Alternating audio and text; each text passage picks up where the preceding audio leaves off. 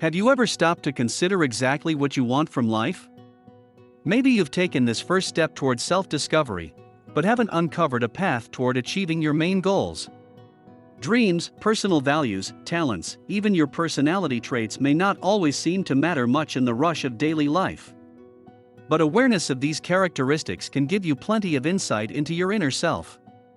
Day-to-day priorities are important, certainly. But a life that's nothing more than a series of going through the same motions usually doesn't provide much enjoyment. If you've reached a point in life where you find yourself asking, "Who am I really?" some self-discovery can help you get to know yourself a little better. Self-discovery might sound like a big, intimidating concept, but it's really just a process of examining your life, figuring out what's missing, taking steps toward fulfillment. There's no better time for self-exploration than the present, so here are some tips to get you started. Number 1. Start by visualizing your ideal self. Maybe your life has gone pretty smoothly according to guidelines parents, teachers, friends, and others have recommended. If that's the case, you might not have given your true self much thought. You don't need to begin with a complete picture after all. Your journey is all about discovering what the full picture is. But try asking yourself things like, what do I want from life? Where do I see myself in 5 years, 10 years? What do I regret?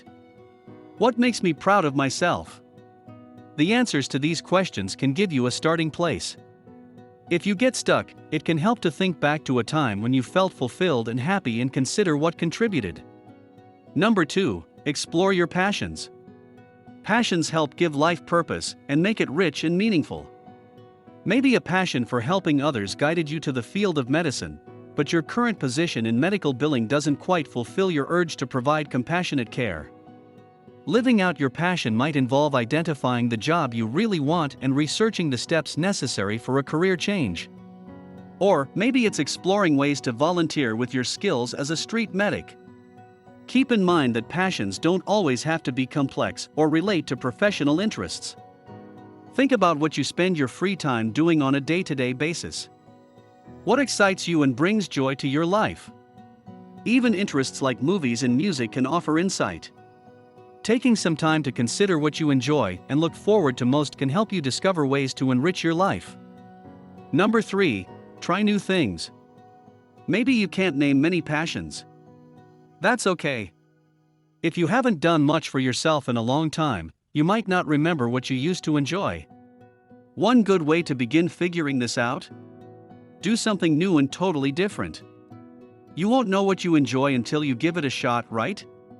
Maybe you've always had an interest in artistic pursuits, but never attempted anything after a college ceramics class.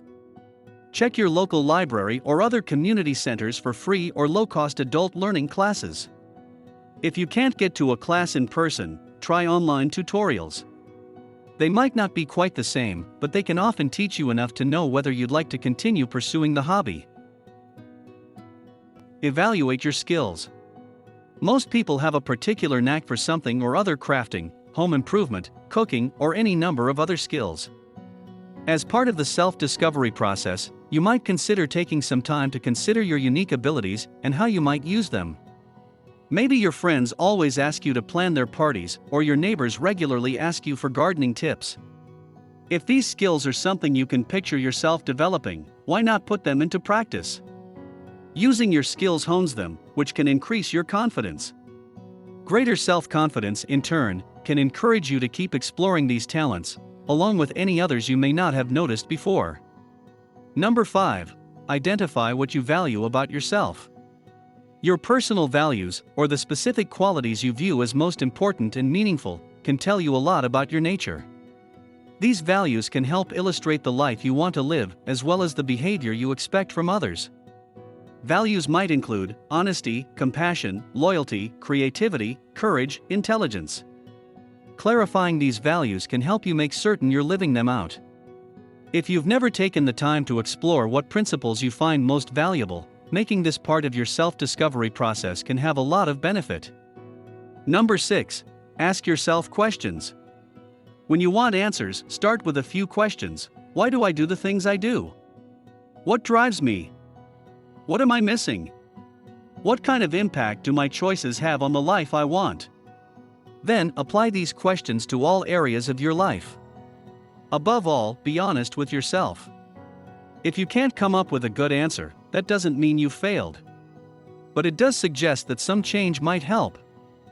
Number 7. Learn something new. Learning works best when it's treated as a lifelong process. If you've always wanted to learn more about something in particular, take the time to study it. Books, manuals, or online tools can teach you quite a bit, especially if you'd like to develop technical skills or study historical or scientific concepts.